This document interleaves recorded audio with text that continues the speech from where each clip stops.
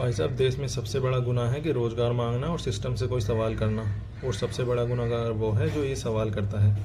जैसे कि आजकल हमारे स्टूडेंट और टीचर जो सिर्फ ये चाह रहे हैं कि एग्ज़ाम टाइम से हो, उसमें कोई पेपर लीक ना हो और बच्चों को सिलेक्शन के लिए वेट ना करना पड़े 5-5 साल।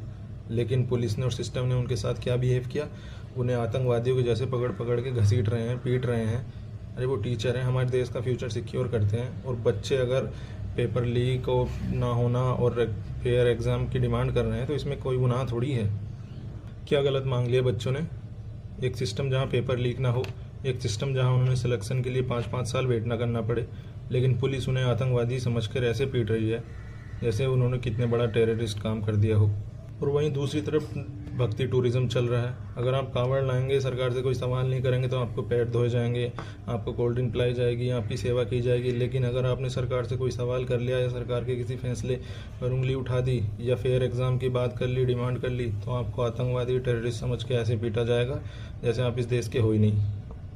मास्टर और स्टूडेंट सड़क पर पिटेंगे, लेकिन जो सरकार की भक्ति करेगा, सरकार से कोई सवाल नहीं करेगा, वो सरकार की पलकों पर बैठेगा। ये है इस नए देश की कहानी।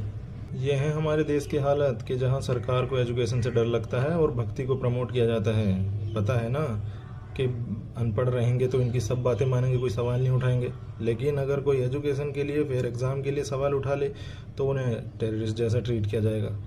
अगर टीचर और स्टूडेंट को सड़क पर घसीट कर सिस्टम चुप है तो समझ लो सिस्टम सिर्फ अंधा ही नहीं, सिस्टम बहरा भी हो गया है। इन लाठी और पिटाई का जवाब तो अब आम जनता ही दे सकती है। वोट मांगने तब आएंगे तब इनसे सवाल तो पूछना, वरना आपके बच्चों का भी बस इसी बात पे पीट दिया जाएगा कि उन्होंने सरकार से रोज़गार मांगा और उनकी नीति के खिलाफ उन्होंने सवाल पूछ लिया। धन्यवाद।